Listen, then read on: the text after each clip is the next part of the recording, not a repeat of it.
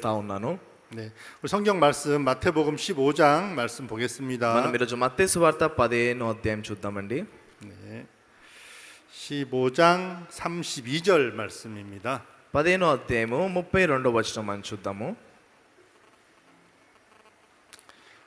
예수께서 제자들을 불러 가라사대 내가 무리를 불쌍히 여기노라 저희가 나와 함께 있은지 이미 사흘임에 먹을 것이 없도다 길에서 기진할까 하여 굶겨 보내지 못하겠노라. అంతటా యేసు తన శిష్యులను పిలిచి, ఈ జనులు నేటికి 3 దినముల నుండి నా యొద్దనున్నారు, వారికి తిననేమియో లేదు గనుక వారి మీద కనికరపడుచున్నాను. వారు మార్గంలో మూర్ఛపోవుదురేమో అని వారిని ఉపవాసముతో పంపివేయుటకు నాకు మనస్సు లేదని వారితో చెప్పాను. 네, 감사합니다. కృతజ్ఞతలు. 이 글자 그냥 계속 띄워놔 주세요. మరి ఈ స్క్రిప్చర్ని అలానే పెట్టండి, వాక్యాన్ని తీసేయకండి స్క్రీన్ పై నుంచి. 네, 이 말씀 너무 좋은 거예요. ఈ వాక్యం నిజంగా ఎంతో మంచి వాక్యం అండి. 제자들이 예수님과 함께 계셨는데 ఇక్కడ శిష్యులందరూ కూడా యేసుతో పాటు కలిసి ఉన్నారు. 하루, 이틀, 사흘 함께 계셨대요. మరి ఒక రోజు, 2 రోజులు, 3 రోజుల వరకు కలిసి జీవిస్తా ఉన్నారు. 예수님과 함께 계셨는데 먹을 것이 없답니다. వారు యేసుతో పాటు కలిసి ఉంటున్నారు, కానీ తినడానికి ఏమి కూడా లేదు. 박옥수 목사님이 이 말씀이 큰 힘이 됐대요. పాస్టర్ పార్క్ ఏం చెప్పారంటే ఈ వాక్యం పాస్టర్ పార్క్ ఎంతో బలాన్ని ఇచ్చిందని చెప్పారు. 복음을 전하는데 때로는 밥을 굶기도 하고 어려운 일이 있었다는 거죠. ఈ సువార్తను ప్రకటిస్తూ ఉన్నప్పుడు కొన్నిసార్లు ఆకలితో, కొన్నిసార్లు ఉపవాసంతో ఉండాల్సి వచ్చేది. 하루 굶고 이틀 굶고 ఒక రోజు ఉపవాసంతో ఉండడము, 2 రోజులు ఉపవాసంతో ఉండి. 이 사람들은 며칠 굶었는지 모르겠어요. నాకు తెలీదు ఇక్కడ ఉన్న ఈ ప్రజలు ఎన్ని రోజుల వరకు, ఎన్నిసార్లు వాళ్ళు అలా ఉపవాసంతో ఉన్నారు. 사흘이라고 하는 거 보니까 도시락 싸갖고 온 것도 있고 하니까 한 이틀은 굶었을 것 같아요. మరి చూసినట్లయితే ఇక్కడ 3 రోజులని రాయబడి ఉంది. అంటే వాళ్ళు వచ్చేటప్పుడు ఏమైనా టిఫిన్ బాక్స్ తీసుకొని రావడం అన్న అలా ఏమన్నా తీసుకొని వచ్చి ఉండొచ్చు. కాబట్టి బహుశా 2 రోజుల వరకైనా ఇంకెక్కువ వాళ్ళు ఏమంటారు చాలా ఆకలితో ఉపవాసంతో ఉండొచ్చు. 이틀 이상은 굶었을 거예요. మరి ఖచ్చితంగా 2 రోజుల వరకు వాళ్ళు ఖచ్చితంగా ఎంతో ఆకలితో ఉపవాసంతో ఉంటారు. 도시락 싸와도 뭐 점심 거 간단하게 싸우니까요. మరి వాళ్ళు టిఫిన్ బాక్స్ కట్టుకున్నప్పటికి కూడా ఉట్టి లంచ్ వరకు వాళ్ళు ఒక సింపుల్గా ఒక ఫుడ్ని, ఒక ఆహారాన్ని తీసుకొని వచ్చేవారు. 근데 박 목사님이 힘든 게 뭐냐면 మళ్ళీ పాస్టర్ పార్క్ చాలా కష్టంగా అనిపించింది. ఏంటంటే 좀 이렇게 형편이 어려운 것도 힘들지만 ఆయన పరిస్థితులు ఇవన్నీ కూడా చాలా కష్టంగా ఉన్నాయి. కానీ 예수님을 내가 믿고 복음을 전하는데 నేను యేసుని విశ్వసిస్తూ నేను సువార్తను ప్రకటిస్తా ఉన్నాను. 왜 예수님이 나를 안 도우시지? కానీ ఎందుకని యేసే నాకు సహాయపడట్లేదు? 예수님 날 버리신 거 아닌가? బహుశా యేసే నన్ను విడిచిపెట్టాడా? 예수님이 역사 안 하는 거 보니까 날 버리셨나 봐. ఇక్కడ యేసయ్య పని చేయట్లేదు కాబట్టి బహుశా నన్ను విడిచిపెట్టాడు అనుకుంటా.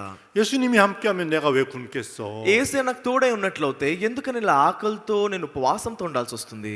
이 몸이 밥을 안 먹어서 배고파서 힘든 것도 있지만 మరి ఆయన ఒక శరీరము ఆహారం లేక ఎంతో అలసటగా ఉన్నప్పటికీ 그것보다 더 힘든 건 మరి దేనికన్నా చాలా కష్టమైంది ఏంటంటే 마음이 더 힘든 거예요. తన హృదయం చాలా కష్టంగా ఉంది.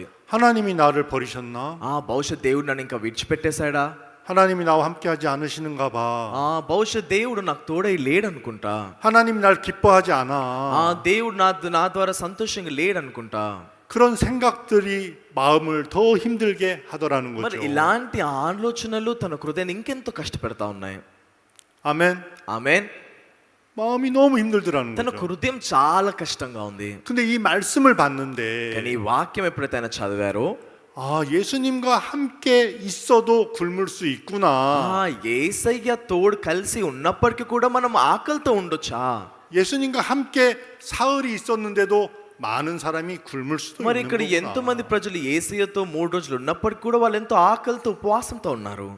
우리가 구원받고 어려운 일이 있을 수 있습니다. చూడండి, మనం రక్షణ పొందుకున్న తర్వాత ఖచ్చితంగా కష్టమైన పరిస్థితులు వస్తాయి. 누군가에게 무시를 당할 수도 있고요. అలానే కొంతమంది వేరే వాళ్ళు మిమ్మల్ని తృణీకరించే ఇలాంటి సందర్భాలు కూడా ఉంటాయి. 하나님이 살아 계시지 않은 것 같은 마음이 들 때도 있고요. అలానే కొన్నిసార్లు నిజంగా దేవుడు బ్రతికి ఉన్నాడా, ఆయన నిజంగా జీవించి ఉన్నాడా, ఇలాంటి హృదయాన్ని మనం పొందుకుంటాము. 하나님이 살아 계신데 왜 날 안 돕지? మరి దేవుడు నిజంగానే ఆయన బ్రతికి ఉన్నట్లయితే, జీవించున్నట్లయితే ఎందుకు నాకు సహాయం చేయట్లేదు? 때론 하나님 왜 나에게 이런 어려움을 주십니까? మరి ఇంకొక వైపు ఎలా ఆలోచిస్తామంటే ఎందుకని దేవుడు నాకు ఇలాంటి కష్టాలు ఇస్తా ఉన్నాడు? 그런 마음이 들 때도 있죠. ఇలాంటి హృదయాన్ని మనం కలిగి ఉంటాము. 근데 이 말씀을 목사님이 읽으면서 కానీ ఎప్పుడైతే పాస్టర్ గారు ఈ వాక్యాన్ని చదివారో 아, 예수님이 함께해도 굶을 수도 있구나.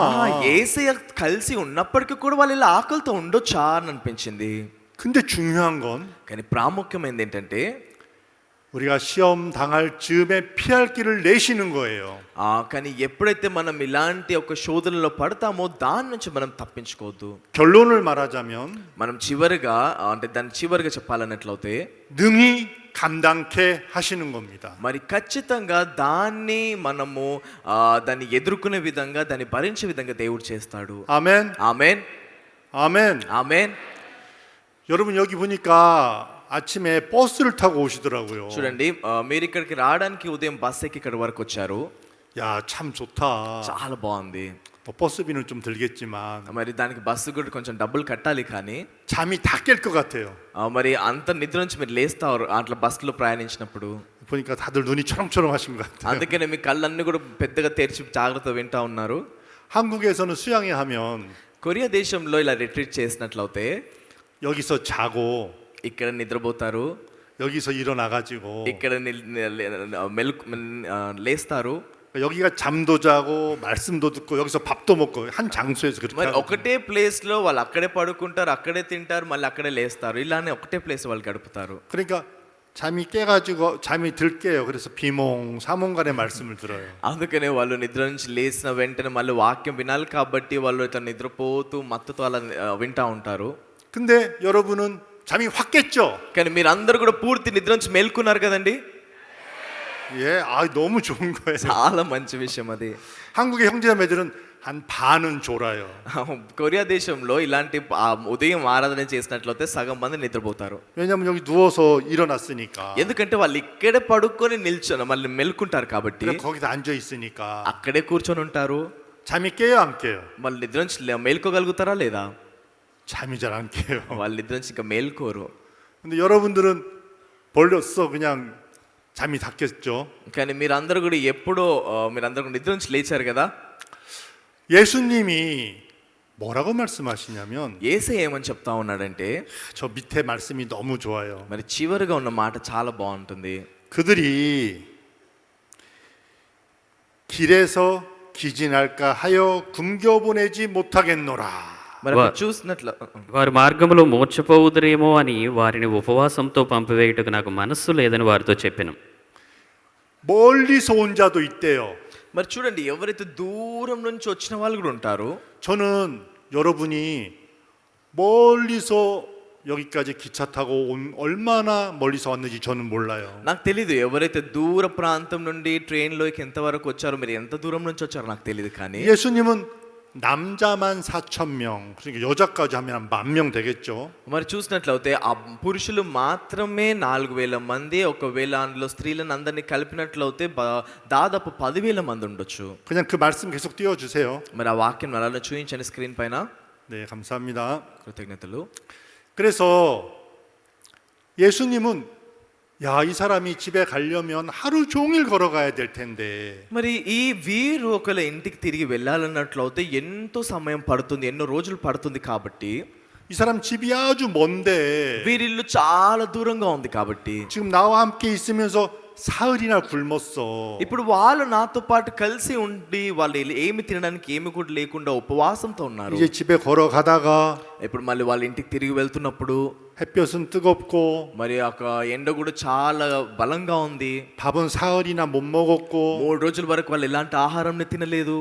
너무 힘들어서 나무에 기대어 앉아 있다가 మరి ఎప్పుడైతే వాళ్ళు ఎంతో కష్టంగా అలసిపోయారు కాబట్టి అక్కడ ఒక చెట్టు దగ్గర కింద కూర్చొని 기운이 다 빠져서 거기서 쓰러질 것 బహుశా 쓰러질 걸 아시는 거예요. మరి బహుశా వాళ్ళు అలా చెట్టు కింద కూర్చొని వాళ్ళ శక్తి అంతా కోల్పోయి ఇంకా కలుదురి పడిపోతారేమో అలా అలా అనిపించుండొచ్చు. 그러니까 예수님이 뭐라 그러냐면 예수님의 분명한 그 뜻을 의지를 나타내고 있어요. కానీ ఇక్కడ మనం చూడొచ్చు యేసుక్రీస్తు యొక్క స్పష్టమైన ఒక చిత్తాన్ని మనం ఇక్కడ గమనించొచ్చు. 내가 절대 굶겨보내지 않을 거야. నేను వారిని ఖచ్చితంగా ఇలా ఆకలితో ఉపవాసంతో నేను వాళ్ళని తిరిగి పంపించను. 굶겨보내면 가는 길에 쓰러져서 죽을 수도 있어. వారిని ఇలా ఆకలితో పంపించినట్లయితే వాళ్ళు వెళ్ళే మార్గంలో వాళ్ళు కలుదురి కింద పడిపోవచ్చు. 기운이 다 떨어져서 వాళ్ళ దగ్గర ఉన్న ఒక శక్తి అంతా కూడా కోల్పోయి 집에 가지 못하고 쓰러질 거야. మరి వాళ్ళ ఇంటికి వెళ్ళకుండా దారిలోనే పడిపోతారు. 예수님은 다 아십니까 모르십니까? మరి యేసయ్యకి ప్రతి ఒక్కటి తెలుసా లేదా? 저는 여러분을 다 몰라요. నాకు మీ గురించి ఏమి కూడా తెలియదు. 여러분 집이 어딘지, మీ ఇల్లు ఎక్కడో నాకు తెలియదు. 집 기차 타고 몇 시간 가야 되는지. మీరు ట్రైన్ ఎక్కి ఎంత దూరం వరకు మీరు ప్రయాణించాలో నాకు తెలియదు. 예수님은 다 아시겠죠? కానీ యేసయ్యకి అంత కూడా తెలుసు కదండి.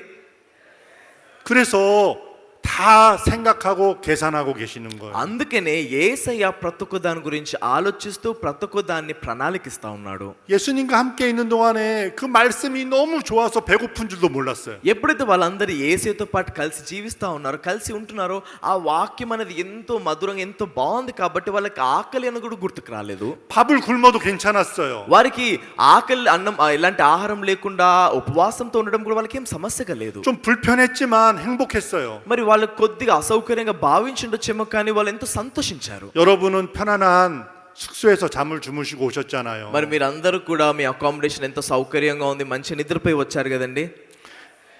여기 이 사람들은 광야에서 잠을 잤어요. కానీ వీళ్ళందరూ కూడా అక్కడ అరణ్యంలో వాళ్ళు నిద్రపోతా ఉన్నారు. 33절 한번 읽어주세요. ఒకసారి 33వ వచనం చదవండి. 제자들이 가로되 광야에 있어 우리가 어디서 이런 무리에 배부를 만큼 떡을 얻으리까. ఆయన శిష్యులు ఇంత గొప్ప జనసమూహమును తృప్తిపరచుటకు కావలసిన రొట్టెలు అరణ్య ప్రదేశంలో మనకు ఎక్కడి నుండి వచ్చునని ఆయనతో అనిరి. 이 사람들이 지금 어디에 있다고요? ఇప్పుడు ఈ ప్రజలు ఎక్కడ ఉన్నారండి? 광야에 వారు 있습니다. అరణ్యంలో ఉన్నారు. 광야에서 잠자리가 편하겠습니까? మరి అరణ్యంలో నిద్రపోవడం అనేది సౌకర్యంగా ఉంటుందంటారా? 불편했겠죠. వారు ఎంత అసౌకర్యంగా భావిస్తుండొచ్చు. 제대로 씻었을까요? వారు సరిగ్గా స్నానం చేసుకుండొచ్చా? 씻지도 వాళ్ళు 못했겠죠. స్నానం కూడా సరిగ్గా చేసుకోకపోవచ్చు. 불평할 조건이 얼마나 많습니까? నిజంగా వాళ్ళు ఫిర్యాదు చేయడానికి అసౌకర్యంగా భావించడానికి ఎన్నో పరిస్థితులు ఉన్నాయి. 근데 만여 명이 예수님과 계속 함께 있는 거예요. మరి అయినప్పటికీ కూడా ఇంతమంది ప్రజలు కలిసి యేసయ్యతో పాటు ఉన్నారు. 예수님이 전해주시는 말씀이 너무 좋은 거죠. అలానే యేసయ్య ప్రకటిస్తున్న ఒక వాక్యం అనేది ఎంతో బాగుంది. 우리 몸이 집으로 가는 길에 쓰러질 걸 아시고 굶겨보내지 못하겠노라 하신 주님. మరి ఆ ప్రభు ఏం ఆలోచిస్తున్నాడంటే వీళ్ళని ఇలా ఇంటికి పంపించినట్లయితే దారిలో వాళ్ళు పడిపోతారు కాబట్టి వాళ్ళని అలా ఆకలితో వాళ్ళని తిరిగి పంపించొద్దు అని ప్రభు ఎంత ఆలోచిస్తా ఉన్నాడు. 그 주님은 이 땅에 왜 오셨습니까? మరి ఆ ప్రభు ఎందుకని ఈ లోకానికి వచ్చాడు? 그들의 영혼을 위해서 오셨죠. ఎందుకంటే వారి యొక్క ఆత్మల్ని రక్షించడానికి. 예수님이 광야에서 그들에게 복음을 전했습니다. యేసయ్య వాళ్ళకి అరణ్యంలో సువార్తను ప్రకటించాడు. 내가 십자가에서 죽어서 너희들을 영원히 죄를 씻어줄 거야. నేను సిలువలో మరణించి మీ పాపాలన్నిటిని కూడా సదాకాలం వరకు నేను క్షమించి వేస్తాను. 이 몸도 생각해 주시는 예수님이 మరి ఆ యేసయ్య ఈ శరీరం గురించి కూడా ఆలోచిస్తా ఉన్నాడు. 우리 영원한 영혼의 문제는 얼마나 생각해 మరి 주시겠습니까? యేసయ్య మన శరీరం గురించి ఆలోచిస్తున్నాడంటే మరి ఆ యేసయ్య మన ఒక ఆత్మ గురించి ఎంతగానో 이 ఆలోచిస్తున్నాడు. 사람들 그냥 두면 죄 때문에 심판을 받게 될 거야.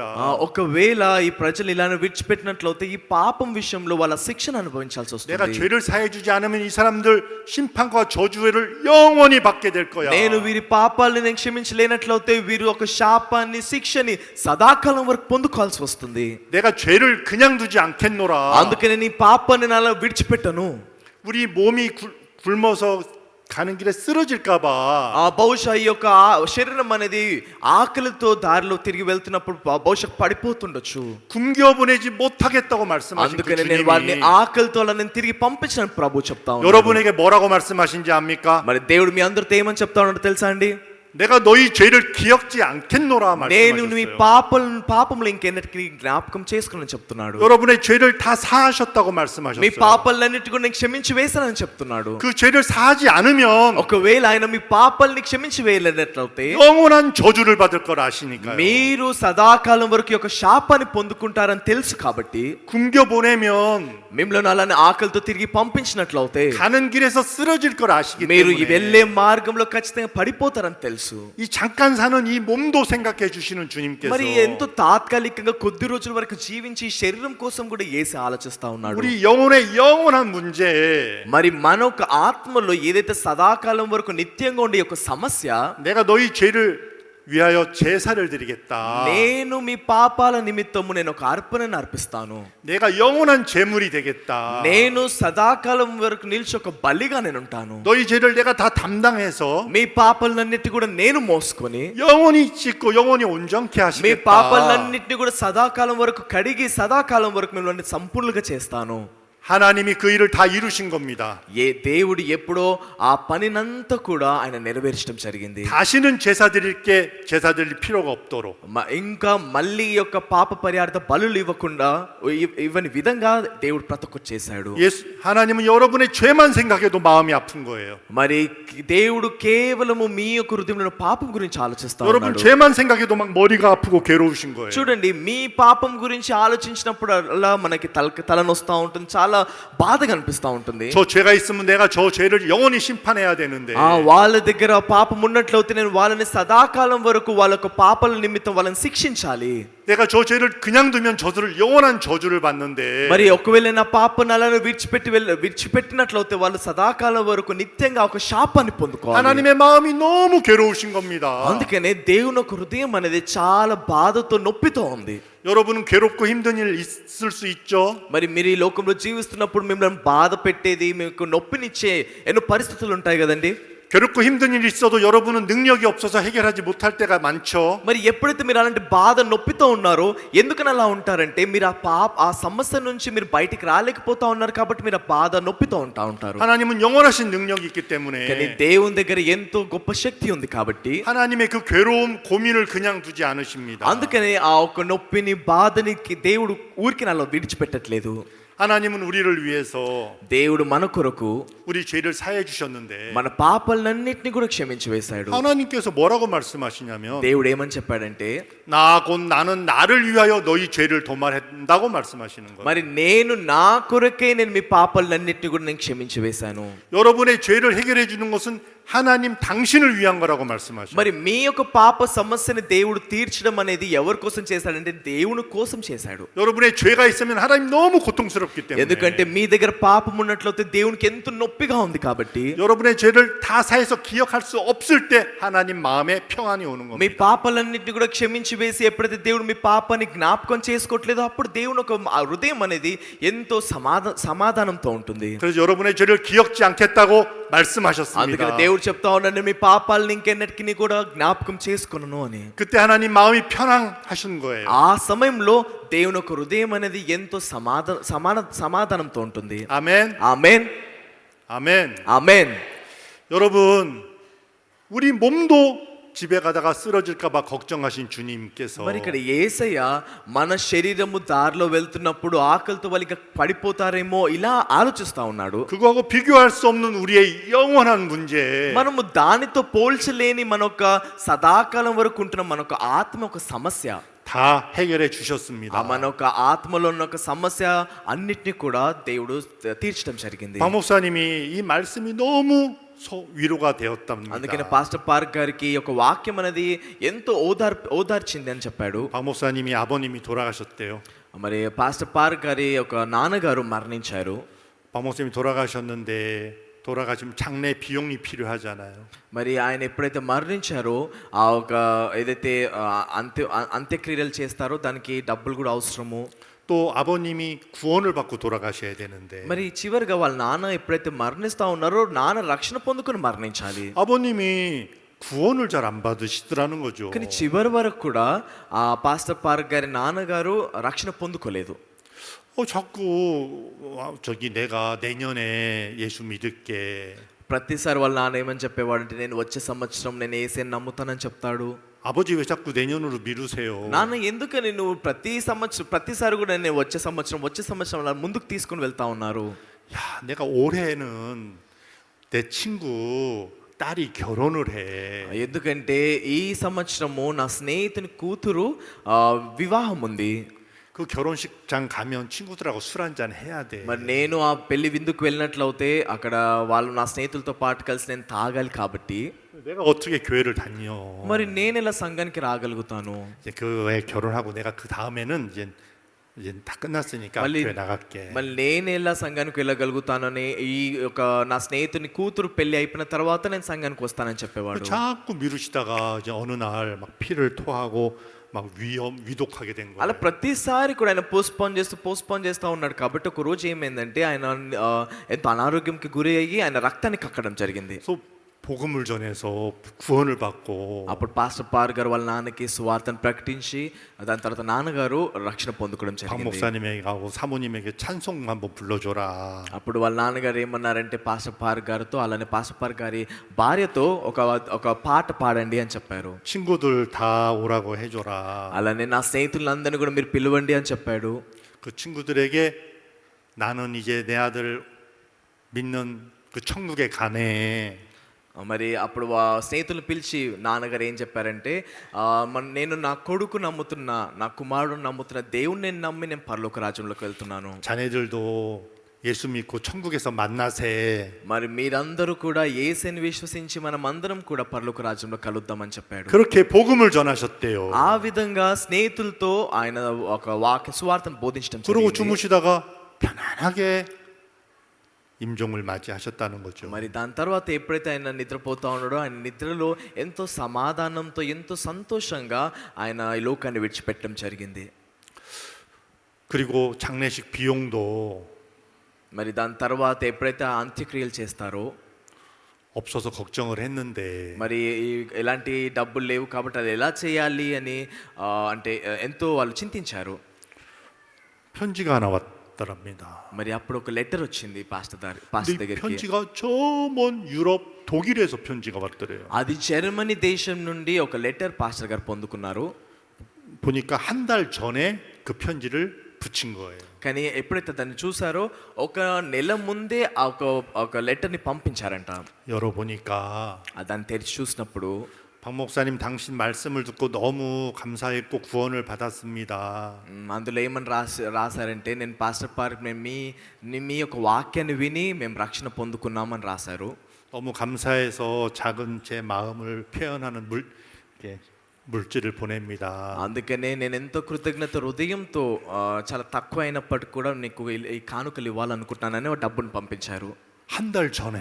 ఇది అప్పుడు పంపించలేదు కానీ ఒక నెల ముందే పంపించారంట. 하나님은 다 아시는 분이잖아요. మరి దేవునికి సమస్తం కూడా తెలుసు కాబట్టి 박 목사님 아버님이 돌아가실 것도 알고 계시잖아요. అలానే దేవునికి తెలుసు పాస్టర్ పార్క్ గారి నాన్నగారు మరణిస్తారని కూడా. 이미 한 달 전에 아시고 필요한 돈을 보내주신 మరి 거예요. ముందే తెలిసి ఉన్నాడు కాబట్టి ఒక నెల ముందే జర్మనీ దేశం నుండి ఆ డబ్బులను కూడా పంపించడం జరిగింది. 그래서 그 돈으로 돼지도 사고 మరి ఏదైతే అవసరం ఉందో అవన్నీ కూడా ఆ డబ్బులతో కొన్నాడు. 해서 돼지도 잡고도 잘 돼지 먹었다고 하면 안 되나? 한국은 그렇습니다. 그래서 더 장례식을 잘 치렀답니다. మరి ఎప్పుడైతే ఇలాంటి ఫ్యూనరల్ సెరమనీ అంత్యక్రియలు చేస్తూ ఉంటారో కొరియా దేశంలో ఒక పంది మాంసంతో వాళ్ళకు విందులాగా చేస్తారు. 참 너무 그 간증을 들을 때 너무 감사한 거예요. ఎప్పుడైతే నేను ఆ ఒక సాక్ష్యాన్ని విన్నానో నా హృదయంలో చాలా కృతజ్ఞతగా అనిపించింది. 여러분도 혹시 그 간증 들어보셨죠? మీరు కూడా ఆ సాక్ష్యాన్ని విన్నారండి ఎప్పుడైనా? 예. 근데 이제 저희 어머니가 이제는 이게 위독하신 거예요. 제가 우리 어머니 이제 돌아가실 때가 된 거예요. ఇప్పుడు మా అమ్మగారు కూడా తను మరణించారు. 우리 어머니도 자꾸 복음을 진지하게 안 들으시는 거예요. మా అమ్మగారు కూడా ప్రతిసారి కూడా దేవుని యొక్క వాక్యాన్ని సువార్తని వినేది కాదు. 그래가지고 이제 좀 장례식 비용도 걱정되고. అలానే నేను ఈ యొక్క ఎప్పుడైతే ఫ్యూనరల్ సెరమనీ జరుగుతూ ఉంటుందో దాని గురించి కూడా నేను చాలా ఆలోచించాను ఎలా చేయాలి అని. 어머니 돌아가시기 며칠 전에 కానీ మా అమ్మగారు మరణించకన్నా ముందు 우리 큰 누님이 모시고 계셨는데 మరి మా పెద్ద అక్కయ్య మా అమ్మగారిని చూసుకుంటా ఉంది. 저한테 전화 왔어요. 영배야 빨리 와라. అప్పుడు నాకు మా అక్క ఫోన్ చేసి నువ్వు త్వరగా రా అని చెప్పింది. 어머니가 막 숨을 막 몰아쉬어. ఇప్పుడు మా అమ్మగారు ఆ ఊపిరిని కూడా 막 పీల్చుకోలేకపోతుంది. 숨이 곧 넘어가실 것만 같아. మరి ఇప్పుడు ఆమె మరణించబోతుంది. 막 누님이 막 울면서 전화가 온 거예요. అయితే అక్క గట్టిగా ఏడుస్తూ నాకు ఫోన్ చేసింది. 알아서 누나하고 올라갔죠. నేను వెంటనే అక్కడికి వెళ్ళాను. 누님이 그래서 이제 누님하고 제 아내하고는 마트에 가고 మరి మా అక్క ఇంకా నా భార్య వాళ్ళు బయటికి వెళ్ళారు. 어머니하고 단둘이 있을 때 మరి నేను అలానే మా అమ్మగారు ఇద్దరం మాత్రం 이제 ఉన్నప్పుడు 어머니도 아, 내가 이제 이 세상을 떠나야겠구나. 그걸 이제 직감하신 것 같아요. ఇప్పుడు మా అమ్మ కూడా ఏం ఆలోచిస్తుందంటే ఇంక నేను ఈ లోకాన్ని విడిచిపెట్టే సమయం దగ్గరకు వచ్చిందని ఆలోచిస్తూ ఉంది. 어머니의 복음을 전해드렸어요. అప్పుడు నేను మా అమ్మకి నేను స్వార్థను ప్రకటించాను. 어머니가 기운이 없으셨지만 మరి ఆమె ఇక్కడ లేకపోయినప్పటికీ 끄떡 하시더라고요. కానీ ఎప్పుడైతే ఆమె వాక్యం వింటా ఉందో తను ఎంతో జాగ్రత్తగా ఇలా తల నూపుతూ వినింది. 어머니, 하나님이 어머니를 사랑하셔요. నేను చెప్పాను, అమ్మ దేవుడు నిన్ను ఎంతగానో ప్రేమిస్తున్నాడు. 어머니 죄를 영원히 씻어놓고 నీ పాపాలన్నిటిని కూడా సదాకాలం వరకు కడిగి వేసి 영원한 나라를 준비해 놓고 నీ కోసము సదాకాలం వరకు నిలిచి ఒక రాజ్యాన్ని సిద్ధపరిచాడు. 기다리고 계셔요. మరి ఆయన అక్కడ నీకోసం ఎదురు చూస్తా ఉన్నాడు. 아셨죠? అర్థమైంది కదా అని అడిగాను. అప్పుడు ఆమె ఇలా తలకాయ ఇలా ఊపుతా ఉంది. 처음으로 이렇게 진지하게 아멘 하는 걸 느꼈어요. మరి మొదటిసారిగా తను అంత జాగ్రత్తగా వాక్యాన్ని విని ఆమెనని చెప్పింది. 그리고 이제 며칠 후에 돌아가셨는데 మరి దాని తర్వాత కొన్ని రోజులు అయిన తర్వాత తను మరణించింది. 이 장례식 처음 해보는 이제 어머니 장례식 మరి 처음인데 ఈ అంత్యక్రియల్లో ఈ యొక్క కార్యక్రమం అంతా కూడా నేను మొదటిసారిగా చేస్తా ఉన్నాను. 근데 장례식장에 갔는데 막 그 화환이 막 너무 많이 오는 거예요. మరి ఎక్కడైతే ఒక అంత్యక్రియలు చేస్తారో అక్కడ ఎంతో మంది అంటే మనలాగా ఇంట్లో చేయరు, వాళ్ళు బయట చేస్తారు కాబట్టి అక్కడ ఎంతో మంది ప్రజలు కూడా ఉన్నారు. 저하고 관계된 사람은 한 화환 5개 정도 보내주신 것 같은데 బహుశా నాకు 뭐 이렇게 ఎవరైతే అంటే నాతో పాటు కూడా చాలా మంది ప్రజలు ఆ లోపలికి వెళ్ళారు. 근데 막 이게 막 50개, 100개 막 너무 많이 오는 거예요. మరి 50 మంది 100 మంది చాలా మంది నిండిపోయారు. 도대체 누가 보낸지도 모르겠는데. నాకు తెలియదు ఇంతమందిని ఎవరు పంపించారు. 근데 우리 형님 아들, 그러니까 저한테 조카죠. 조카가 자기 아는 사람들이 다 보냈다는 거예요. అయితే మా అల్లుడు ఎవరైతే ఉన్నారో ఆయనకు తెలిసిన వాళ్ళందరినీ కూడా పంపించారంట అక్కడికి. 조카가 이제 나이 40도 안 됐는데 మరి ఇప్పుడు మా అల్లుడు ఎవరైతే ఉన్నారో ఆయన ఎంతో పెద్దవాడు కూడా కాదు. 조카가 무슨 아파트 파는 일을 파는 일을 하고 있었고 ఆయన ఏం పని చేస్తాడంటే ఏదైతే అపార్ట్మెంట్లు ఉంటాయి కదా, ఇలా రియల్ ఎస్టేట్ లాంటిది అపార్ట్మెంట్లు తయారు చేసి అమ్మడం ఇలాంటి పని చేస్తాడు. 근데 막 그때 제가 기억하기로 막 그거를 막 배우고 또 잘 안 돼서 힘들어하는 걸로 알고 있었는데 మరి నేను అంటే అప్పుడు నాకు వాళ్ళు ఏం చెప్పేవారంటే ఎప్పుడైతే ఆయన ఇలాంటి పని చేస్తూ ఉన్నాడో చాలా కష్టంగా ఉంది, అప్పుడప్పుడు ఆయన ప్రారంభించాడు కాబట్టి డబ్బుల సమస్య కూడా ఉంది అతనికి. 제가 못 보던 사이에 그 사업을 너무 잘했나 봐요. దాని తర్వాత మేము ఎక్కువ కలవలేదు కాబట్టి దాని తర్వాత ఆయన ఏదైతే వ్యాపారం చేస్తూ ఉన్నాడో ఆ వ్యాపారం అనేది చాలా మంచి జరిగిందంట. 우리나라에서 그 사업을 제일 잘하는 그 사람이 됐대요. మరి ఇప్పుడు మా దేశంలోనే ఈ వ్యాపారంని ఎంతో బాగా చేసిన ఒక వ్యక్తిగా అయ్యాడు. 그래가지고 장례식장에 그 직원들이 와가지고 장례식장에 계속 앉아 있는 거예요. అయితే ఎవరైతే ఆయనతో పాటు కలిసి పనిచేస్తూ ఉన్నారో వాళ్ళందరూ కూడా ఈ యొక్క అంత్యక్రియలకు వచ్చారు. 우리는 뭐 이렇게 우리 집안에 대단한 사람이 없기 때문에 ఎందుకంటే మా ఇంట్లో ఎవరు చాలా మంచిగా డబ్బులు సంపాదించే వాళ్ళు అలాంటి వాళ్ళు ఎవరు లేరు కాబట్టి 그냥 뭐 썰렁하게 사람도 몇 명 없고 좀 말이- 그럴 줄 알았어요. నేను అనుకున్నాను చాలా తక్కువ మంది మాత్రమే వస్తారు, ఎక్కువ మంది రారు అనుకున్నాను. 근데 그 직원이 한 2-30명이 계속 앉아서 있는 거예요. కానీ ఎవరైతే మా అల్లుడు ఆఫీస్లో పనిచేసే వాళ్ళు ఉన్నారో వాళ్ళందరూ కూడా అక్కడ వచ్చి కూర్చొని ఉన్నారు. 우리 조카에게 와가지고 뭐 이렇게 사장님 뭐 이건 어떻게 하면 됩니까? 막 계속 얘기도 하고. మరి ఆయన ఒక బాస్గా ఉన్నాడు కాబట్టి ఆయన వర్కర్స్ అందరూ కూడా ఆయన దగ్గరకు వచ్చి బాస్ గారు మేము ఏం చేయమంటారు, ఎలా పని చేయమంటారు అని వచ్చి వాళ్ళు సహాయం చేస్తూ ఉన్నారు. 그리고 이 뭐 큰 사업가가 된 거예요. అది ఒక పెద్ద కార్యక్రమంగా మారింది. 그래고 이제 많은 사람이 많으니까 우리 조카 할머니가 돌아가신 거니까 많은 사람이 문상으로 온 거예요. మరి అంటే ఈ మా అల్లుడి అమ్మమ్మ మరణించింది కాబట్టి ఎంతో మంది చూడ్డానికి వచ్చారు. 그때 한국 코로나 시대였거든요. అప్పుడు కరోనా సమయము. 그래서 뭐 장례식장 같은 데 사람들 많이 안 오는 시대였는데 అలానే ఇలాంటి అంత్యక్రియలకి చాలా మంది ప్రజలు రారు. 너무 많은 사람들이 오는 거예요. కానీ ఆ రోజు చాలా మంది ప్రజలు వచ్చి రావడం జరిగింది. 그 장례식이 거의 다 이제 끝나갈 무렵에 మరి చాలా మంది ప్రజలు ఆ అంత్యక్రియలకు వచ్చారు.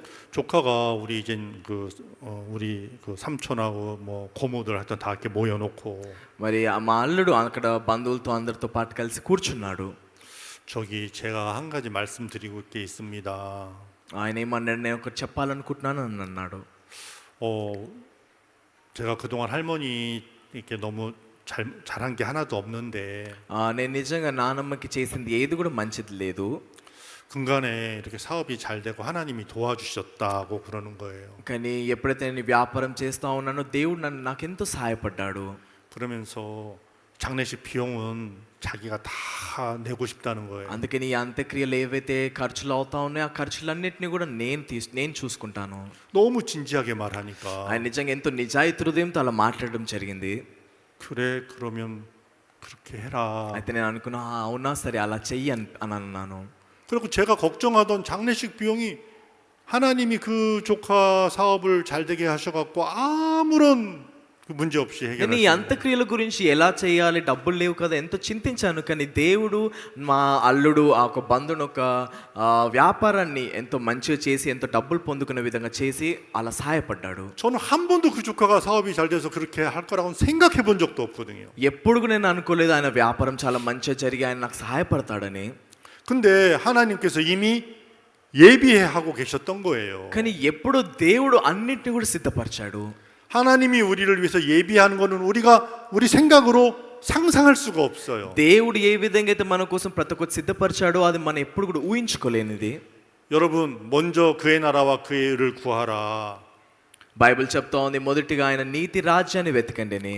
그러면 내가 먼저 시간이나 물질이나 마음을 먼저 복음에 드리라고요? అంటే దానికి అర్థము నా సమయాన్ని, నా డబ్బుని, అలా నా హృదయాన్ని నేను పూర్తిగా స్వార్థ కోసం ఇవ్వాలా? 그럼 나 필요할 때는요? మరి నాకు ఎప్పుడైతే అవసరం ఉంటుందో అప్పుడు ఏం చేయాలి? 그리고 나중에 내가 늙어서는요? మరి ఒకవేళ నేను దాని తర్వాత నేను మొత్తం కోల్పోయినట్లయితే ఏమవుతుంది? 제가 31살에 성교학교를 갔습니다. నేను 31 సంవత్సరంలో ఉన్నప్పుడు అప్పుడు నేను మిషన్ స్కూల్లోకి వెళ్ళాను. 그러니까 뭐 제가 돈을 버는 게 아니잖아요. నేను డబ్బులు కూడా సంపాదించట్లేదు కాబట్టి 그러니까 돈이 있는 게 아니라 항상 약간의 빚을 갖고 살았어요. నా దగ్గర డబ్బులు లేవు, అందుకని ప్రతిసారి నేను అప్పులు తీసుకుంటూ నేను జీవించాను. 어디 외국에 갔다 외국에 이렇게 전도행 오면 이 카드로 좀 결제하다 보면 카드 빚이 항상 이렇게 갖고 살았어요. నేను వేరే దేశానికి వెళ్తున్నప్పుడు అంటే వాక్యాన్ని బోధించడానికి నేను వేరే దేశానికి వెళ్తున్నప్పుడు నా దగ్గర కార్డు ఉంటుంది. ఆ కార్డుతో స్వైప్ చేసినట్లయితే అన్ని కూడా మైనస్లోనే ఉంటుంది నా అకౌంట్ అంతా. 형제자매님들이 마음으로 이렇게 물질을 주시지만 그거로 좀 부족하더라고요. మరి సంఘంలో ఉన్న సహోదరులు కూడా వాళ్ళు కానుకలు ఇచ్చినప్పటికి కూడా అది ఎంతో కొదువగా అంటే అది సరిపోదు నేను ప్రయాణించడానికి. 그래갖고 항상 카드 빚을 항상 안고 살았는데 అందుకని ప్రతిసారి కూడా ఏదైతే కార్డు ఉంటుందో క్రెడిట్ కార్డు అందులో ప్రతిసారి నాకు అప్పు ఉంటుంది. 여기 말씀 하나 볼까요? ఒక వాక్యం చూద్దాము. 34절 한번 읽어주세요. 34వ వచనం చదవండి. 예수께서 가라사대 너희에게 떡이 몇 개나 있느냐 가로되 7개와 작은 생선 2마리가 있나이다 하거늘. యేసు మీ యొద్ద ఎన్ని రొట్టెలు ఉన్నవని వారిని అడుగుగా వారు 7 రొట్టెలను కొన్ని చిన్న చేపలను ఉన్నవని చెప్పిరి. 35절 예수께서 వచనము. 무리를 명하사 땅에 앉게 하시고. అప్పుడు ఆయన నేల మీద కూర్చుండడని జనసమూహమునకు ఆజ్ఞాపించి. 36절 떡 7개와 그 생선을 가지사 축사하시고 떼어 제자들에게 주시니 제자들이 무리에게 주매. ఆ 7 రొట్టెలను ఆ చేపలను పట్టుకొని కృతజ్ఞతాస్తుతులు చెల్లించి వాటిని విరిచి తన శిష్యులకు ఇచ్చెను. శిష్యుల జనసమూహమునకు వడ్డించిరి. 37절 다 배불리 먹고 남은 조각을 7 광줄에 차게 거두었으며. వారందరూ తిని తృప్తి పొందిన మీదట మిగిలిన ముక్కలు 7 గంపల నిండా ఎత్తిరి. 여러분 지금 7 광줄에 차게 남았다는 거죠? ఇక్కడ చివరిగా మనం చూసినట్లయితే ఇక్కడ ఏమని రాయబడిందండి? 7 గంపలు నిండి అందులో నిండి ఉన్నాయని చెప్తా ఉంది. 제자들에게 있어서 4,000명을 먹이는 거는 너무나 큰 문제였어요. మరి అక్కడ ప్రజలందరూ కూడా 4,000 మంది అక్కడ ఆహారం తినడం అని చాలా కష్టంగా ఉంది. 자매님들까지 하면 10,000명. మరి ఒకవేళ అక్కడ స్త్రీలతో కలిసి లెక్కించినట్లయితే దాదాపు 10,000 మంది ఉంటారు. 항상 보면 형제들보다 자매님들이 더 많더라고요. మరి ప్రతిసారి ఎక్కడ చూసినప్పటికీ కూడా పురుషుల కన్నా స్త్రీలే ఎక్కువ ఉంటారు. 자매님들이 먼저 죄를 지었기 때문에 ఎందుకంటే మొదటిగా స్త్రీలు పాపం చేశారు కాబట్టి. 예수님이 죄인을 부르셨을 때 యేసయ్య ఎప్పుడైతే పాపులను పిలవడానికి వచ్చాడో 더 마음에 아멘하고 빨리 오는 거예요. అందుకనే వాళ్ళ హృదయంలో ఆమెన్ అని చెప్తూ మొదటిగా వాళ్ళు వచ్చారు. 우리 자매님들 아멘. Amen sisters. 아멘. 그래가지고 근데 이 많은 사람 어디서 여긴 광야입니다. ఇది అరణ్యము కానీ ఇంతమంది ప్రజలు ఎక్కడి నుంచి వచ్చి ఉండొచ్చు? 예수님 굶겨 보내지 않으면 좋겠지요. మరి యేసయ్య వాళ్ళని ఇలా ఆకలితో తిరిగి పంపించకపోయినట్లయితే చాలా బాగుంటుంది. 굶겨 보내지 않아야 가는 길에 쓰러지지 않고 기진하지 않으니까 వారు 좋죠. ఆకలితో తిరిగి వెళ్ళనట్లయితేనే వాళ్ళు దారిలో పడిపోకుండా వాళ్ళు వారి ఇంటికి చేరుకోగలుగుతారు. 32절 띄워줘 보세요. ఒకసారి 32절. 32 వచనం చూపించండి స్క్రీన్ పైన. 32절 굶겨 보내지 않으면 좋지. మరి వారిని ఆకలితో అలా ఇంటికి పంపించినట్లయితే చాలా మంచిగా ఉంటుంది. 근데 여기는 광야예요. కానీ ఇది అరణ్యం అండి. 여기는 떡집도 없고 ఇక్కడ బేకరీ ఉండదు, 식당도 లేదా 없고 ఒక రెస్టారెంట్ ఉండదు. 아무것도 없는 곳이 광야잖아요. మరి ఏమి కూడా లేని ప్రాంతమే అరణ్యం అంటాము. 광야는 뭐 나무도 별로 없는 곳이잖아요. అలానే అరణ్యం అంటే ఇలా చెట్లు కూడా అంత ఎక్కువగా ఉండవు. 그냥 돌 바위 같은 게 있고 కేవలం రాళ్ళు రప్పలు ఇవి మాత్రమే ఉంటాయి. 좀 삭막한 곳이잖아요. మరి అందులో ఏమి కూడా ఉండలేని అలాంటి ప్రదేశం అది.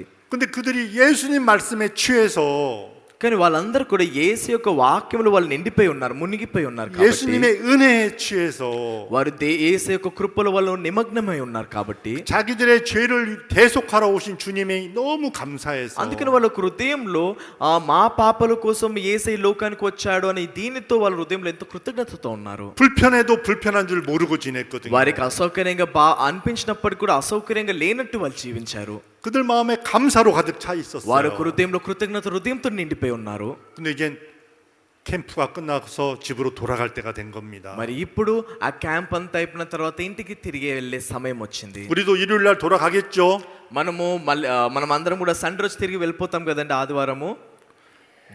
그런데 굶겨 보내지 않으면 얼마나 좋겠습니까? కానీ అలాంటి సమయంలో ఇలా ఆకలితో తిరిగి పంపించలేనట్లయితే ఎంత బాగుంటుంది. 근데 제자들이 어떻게 굶겨 보내지 않을 수 있습니까? మరి ఇక్కడ శిష్యులందరూ కూడా ఆలోచిస్తా ఉన్నారు, ఎలా వాళ్ళని ఆకలితో పంపించకుండా చేయగలుగుతాము.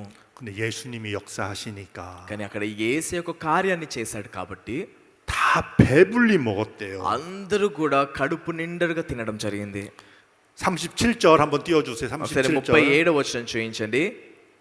다 배불리 먹고 మరి వారందరూ కూడా తృప్తి పొందిరి, 한 చాలా 사람도 తిన్నారు. 빠짐없이 다 배불리 먹었대요. మరి ఒక్కరు కూడా మిగలకుండా అందరూ కూడా కడుపు నిండగా తినడం జరిగింది. 저는 보통 2인분 먹거든요. మరి 두 사람 몫을 먹거든요.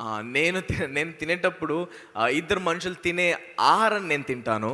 저는 많이 먹었을 거예요. చాలా తింటాను నేను. 그리고 또 얜 그 뭐예요? 그 이 보자기에서 막 받아갖고 싸갖고 집에 가서 먹을 거라고 막 잔뜩 받았을 거예요. మరి అలానే ఆహారాన్ని నేను ఒక డబ్బాలోనైనా ఏదైనా కవర్లలో కట్టుకొని దాని ఇంటికి కూడా తీసుకుని వెళ్ళి అక్కడ కూడా తింటాను.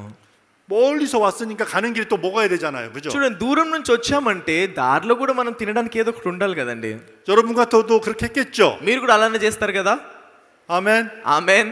왜 여러분 같아도 막 싸가지고 가야죠. మరి మీరు దూర ప్రాంతం నుంచి వచ్చినట్లయితే అంత కూడా ఆహారాన్ని మీరు కట్టుకొని తీసుకొని వెళ్ళాలి. 집에 가서 엄마 ఇంటికి వెళ్ళిన తర్వాత అమ్మా 이거 보리떡 7개밖에 없었는데 예수님이 축사해서 10,000명 이상 먹고 అమ్మ ఇది కేవలం 7 రొట్టెలు 2 చేపలు మాత్రమే ఉండాలి, కానీ యేసయ్య అక్కడ ఎంతో మంది తినే విధంగా చేశాడు. 엄마도 한번 먹어봐. అమ్మ నువ్వు కూడా తిను, 맛있지? బాగుంది కదమ్మా. 야, 나 ఇ런 빵 처음 먹어봤어. ఇలాంటి ఆహారం నేను మొదటిసారిగా తింటున్నాను. 야, 빵이 막 얼마나 보들보들하고 맛있는. నిజంగా రొట్టె ఎంతో మృదుగా చాలా రుచిగా ఉంది. 여러분도 먹어보고 싶죠? మీరు కూడా ఆ రొట్టెని తినాలనుకుంటున్నారు కదా. 저도 먹어보고 싶어요. నాకు కూడా తినాలని ఉంది. 예수님 이곳에 오셔가지고. మరి యేసయ్య ఇక్కడికి వచ్చి 근데 여러분은 이제는 좀 있으면 아침 먹을 거기 때문에. మరి కొద్దిసేపు అయిన తర్వాత మీరు కూడా బయటకు వెళ్ళి తింటారు. 여러분은 굶지 않았기 때문에. మీరేం ఆకలితో ఉండరు. 하나님이 축복하셔서 우리에게는 많은 먹을 걸 풍성하게 이미 주셨습니다. మరి దేవుడు మనల్ని ఎంతగానో ఆశీర్వదించి మనం సమృద్ధిగా తినే విధంగా అన్నిటిని సిద్ధపరిచాడు. 제가 항상 빚이 있었는데 ప్రతిసారి కూడా నా దగ్గర ఒక అప్పు అనేది ఉండాలి. 어머니 장례식 때문에 빚이 더 많아지겠구나. మరి నాకు అనిపించింది మా అమ్మగారి అంత్యక్రియలలో ఇంకెక్కువ అప్పు అవుతుందేమో అనుకున్నాను. 근데 장례식이 끝났는데 కానీ ఎప్పుడైతే ఆ అంత్యక్రియలంతా కూడా ముగించబడ్డాయో 모든 비용을 조카가 다 담당해주고 మరి మా ఒక అల్లుడు ఆ బంధువులందరూ కూడా ఆయన కింద పనిచేసే వాళ్ళందరూ కూడా అక్కడ ఉన్న ఖర్చునంతా కూడా వాళ్ళు భరించారు. 우리 그 형제자매님들이 또 동역자들이 저에게 그 부조한 돈은 예. మరి అలానే మన సహోదరులందరూ కూడా నాకు కానుకలుగా డబ్బులు ఇవ్వడం జరిగింది. 제 빚을 다 갚았다니까요. మరి దాని ద్వారా నాకు ఏదైతే తప్పు ఉందో అప్పంతా కూడా కట్టేశాను. 감사하죠. మరి ఎంతో కృతజ్ఞతలు చెల్లించే పని కదండి ఇది. 저는 빚이 더 많아질까 봐 걱정하고 నేను 있었는데 అనుకున్నాను నా అప్పు ఇంకెక్కువ పెరిగిపోతుంది అనుకున్నాను. 야 하나님이 내가 어려울 때에 కానీ దేవుడు ఎప్పుడైతే నేను కష్టాలలో ఉన్నానో 나를 도우시더라고요. ఆయన నాకు సహాయపడతా ఉన్నాడు. 아멘. ఆమేన్. 여러분 두려워하지 마세요. అందుకని మీరు ఎవరు కూడా భయపడకండి. 여러분들이 복음을 위해 살면 మీరందరూ కూడా స్వార్థ కోసం జీవించినట్లయితే 절대 망하지 않습니다. ఎప్పుడు కూడా మీరు ఓడిపోరు. 아멘. ఆమేన్. 여러분이 복음을 위해 사는데 여러분이 망하면 మీరు స్వార్థ కోసం జీవిస్తూ మీరు విఫలమైనట్లయితే ఓడిపోయినట్లయితే 하나님이 마음이 너무 힘드시죠. మరి దేవుని యొక్క హృదయం ఎంతో నొప్పిగా బాధతో ఉంటుంది. 이 세상에 복음을 아는 사람이 많지 ఈ 않은데 లోకంలో సువార్తను తెలుసుకున్న వారు చాలా మంది లేరు. 10,000 중에 1명 알까요? బహుశా ఒక 10,000 మందిలో ఒక్కో వ్యక్తికి మాత్రమే 여기 తెలుసుండొచ్చు. 우리 형제 자매님들을 통해서 하나님은 복음을 전하고 싶은데 మరి మన సహోదరుల ద్వారా దేవుడి సువార్తను ప్రకటించాలనుకుంటున్నాడు. 여러분이 어려워서 복음을 못 전한다면 하나님이 얼마나 힘드시겠습니까? మరి మీరు కష్టాలలో ఉండి మీరు సువార్త ప్రకటించలేనట్లయితే దేవునికి ఇంకెంత బాధ కలుగుతుండొచ్చు. 그건 하나님에게 손해예요. అందుకనే ఇదన్నీ కూడా దేవుడు దేవుని ఒక మంచిగా మీకోసం పనిచేస్తా ఉన్నాడు. 하나님의 뜻은 모든 사람에게 복음을 전하는 것이기 దేవుని ఒక 때문에 చిత్తం ఏంటంటే అందరికి కూడా ఒక సువార్త ప్రకటించడము. 여러분이 망하지 않도록 도울 겁니다. అందుకనే మీరు నాశనం అవ్వకుండా మీరు ఓడిపోకుండా దేవుడు మిమ్మల్ని మీకు సహాయపడతాడు. 제 아내가 한 번은 몸이 안 좋아서 힘들어 ఒకసారి నా 하더라고요. భార్యకి ఒంట్లో బాగాలేదు కాబట్టి చాలా కష్టపడింది. 수양에 참석했다가 돌아가는 길이었는데 అది ఎప్పుడంటే ఇట్లా రిట్రీట్లో హాజరయ్యి రిట్రీట్లో పాల్గొన్న తర్వాత ఇంటికి తిరిగి వెళ్తా ఉన్నాము. 막 숨을 하면서 막 너무 힘들어하는 거예요. మరి తను ఊపిరి పీల్చుకోవడం కూడా చాలా కష్టంగా పీల్చుకుంటా ఉంది. అని అలా పీల్చుకుంటా ఉంది. 야 이러다가 숨 넘어가는 거 아니야? మరి ఇలా చేసినట్లయితే తను ఇంకా ఊపిరి పీల్చుకోకుండా ఆగిపోతుందేమో అనిపించేది. 놀래가지고 휴게소에 차를 세웠어요. అయితే నాకు చాలా ఇంకా భయపడి కొంచెము అక్కడ పక్కన రెస్టింగ్ రూమ్ ఉంటుందన్నమాట, అక్కడ ఆగాము వెయిటింగ్. 혁띠도 좀 풀고 అయితే నేను చెప్పాను అనమాట, మీ ప్యాంట్ అంతా కూడా మీరు లూజ్గా చేయండి, 숨을 좀 크게 쉬어봐. నువ్వు గట్టిగా ఊపిరి పీల్చుకో అని చెప్పాను. 마음을 편안하게 가져. మొదటిగా నీ హృదయంలో కొంచెం నెమ్మదిగా కా అని చెప్పాను. 너무 막 걱정하지 말고 ఎక్కువ చింతించకు, 기도할게. ప్రార్థిస్తాను. 같이 기도하고 했어요. ఆ విధంగా ప్రార్థించాము. 좀 안정이 되더라고요. మరి కొద్దిగా తను మంచిగా అయిపోయింది. 그러면서 편안해져서 같이 왔는데 మరి దాని తర్వాత ఎంతో సమాధానంతో తిరిగి కలిసి 제가 వచ్చేసాను. 이렇게 운전하고 제 아내는 옆에 타고 오고 있는데 మరి నేను అలా డ్రైవింగ్ చేస్తా ఉన్నాను, నా భార్య పక్కన కూర్చొని ఉంది. 야 나도 내 아내를 위로하고 생각하고 배려해 주는데 మరి నేను నా భార్య గురించి ఆలోచిస్తూ నేను తనని ఎంతో పట్టించుకుంటా ఉన్నాను. 야 하나님이 나를 위로하고 배려해 주시는구나. మరి దేవుడు నన్ను కూడా నా గురించి ఆలోచిస్తూ నన్ను ఎంతో పట్టించుకుంటా ఉన్నాడు.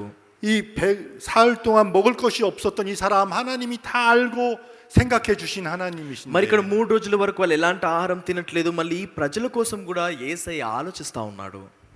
여러분의 영혼도 생각해 주셨죠. అలానే దేవుడు మీ యొక్క ఆత్మ గురించి కూడా ఆలోచించాడు కదండి. 그리고 지나간 일이 떠오르는 거예요. మరి ఇంకా దాని తర్వాత ఇంకెన్నో సమస్యలు వస్తాయి. 그때 장례식 때 మళ్ళీ దాని తర్వాత నాకు ఏం గుర్తుకొచ్చిందంటే, అప్పుడు ఎప్పుడైతే అంత్యక్రియలు చేశామో, 만약에 장례식 비용 때문에 내가 빚이 더 많아졌으면 내가 너무 힘들어서 쓰러질 것 같아요. మరి అంత్యక్రియల్లో ఈ అప్పు ఇంకెంతో పెరిగిపోయి ఇంకా అప్పు కట్టలేక నేను ఇంకా పడిపోతానేమో అనిపించేది. 야 주님을 섬겨도 이렇게 자꾸 빚만 많아지고 내가 너무 힘들다. నేను దేవుని సేవిస్తున్నప్పటికి కూడా ఈ పరిచయం చేస్తున్నప్పటికి కూడా ఉట్టి అప్పు మాత్రమే పెరుగుతా ఉంది, చాలా కష్టంగా ఉంది. 그때 내가 주님이 나를 도와주지 않으셨으면 కానీ ఒకవేళ ఆ సమయంలో దేవుడు నాకు సహాయపడలేనట్లయితే 제가 마음이 많이 힘들었겠다는 생각이 드는 అప్పుడు 거예요. నాకు ఏమనిపించిందంటే, దేవుడు నాకు సహాయపడలేనట్లయితే నా హృదయం ఇంకెంతో కష్టంగా అయ్యేదేమో. 나는 그때 그냥 하나님이 날 도우셨어 이렇게만 생각했는데 కానీ నేను ఆ సమయంలో కేవలం ఏమనుకున్నానంటే, ఆ దేవుడు నాకు సహాయపడ్డాడు, ఇంతే నేను ఆలోచించాను. 그냥 하나님이 내게 역사하셨어. కానీ దేవుడు నాకు జీవితంలో ఒక గొప్ప కార్యాన్ని చేశాడు. 그 문제를 해결하셨어. ఆ సమస్యనంతా కూడా తీర్చాడు. 하나님의 능력으로. అది దేవుని ఒక శక్తి ద్వారా. 근데 그날 아내를 내가 위로해주고 괜찮아 하고 이렇게 생각해주고 배려해준 그날 మరి ఏదైతే రోజు నేను భార్యని ఓదారుస్తూ పర్లేదు అంత మంచి జరుగుతుందని నేను పట్టించుకుంటా ఉన్నాను.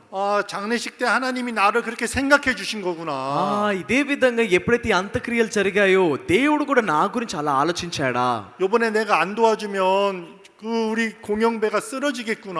ఒకవేళ నేను ఈసారి నేను ఈయనకి సహాయం చేయలేనట్లయితే ఈయన పడిపోతాడేమో.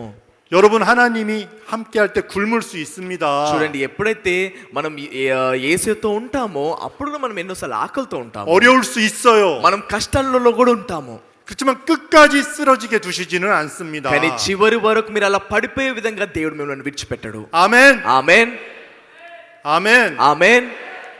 여러분 하나님이 도우십니다. ఖచ్చితంగా దేవుడు సహాయపడతాడు. 여러분이 계속 그 복음의 일을 할 수 있도록 మీరు నిరంతరం ఇంకో సువార్త పని చేసే విధంగా. 여러분 우리가 어려워질까봐 두려워하지 마세요. మరి నేను ఇంకా చాలా కష్టాలలో పడిపోతానని మీరు భయపడకండి. 여러분은 망하고 싶어도 망할 수 없습니다. మీరు పూర్తిగా నాశనం అవ్వాలనుకున్నప్పటికీ, ఓడిపోవాలనుకున్నప్పటికీ కూడా మీరు నాశనం అవ్వలేరు, ఓడిపోలేరు. 절대 망하게 그냥 두지 않으십니다. దేవుడు మిమ్మల్ని ఊరికినలా మీరు నాశనం అయ్యే విధంగా విడిచిపెట్టడు. 하나님의 자녀인 거예요. ఎందుకంటే మీరందరూ కూడా దేవుని పిల్లలై ఉన్నారు. 여러분이 아니면 어떻게 복음을 మరి 전하겠습니까? మీరు చేయలేనట్లయితే ఎలా యొక్క సువార్త అనేది ప్రకటించబడుతుంది? 여러분 하나님이 여러분을 반드시 도와서 అందుకనే దేవుడు ఖచ్చితంగా మీకు సహాయపడుతూ 힘있게 복음을 위해 살게 하실 겁니다. ఎంతో బలంగా మీరు సువార్త కోసం జీవించే విధంగా చేస్తాడు. 제가 어머니 장례식을 많이 걱정했는데 నేను నా ఒక తల్లి యొక్క అంత్యక్రియల గురించి నేను ఎంతో ఆలోచించాను. 장례식 후에 빚을 다 갚고 కానీ ఆ ఒక అంత్యక్రియల రోజున ఏదైతే తప్పు ఉందో అప్పంతా కూడా నేను తీర్చివేయడం జరిగింది. 말씀처럼 దేవుని ఒక వాక్య ప్రకారము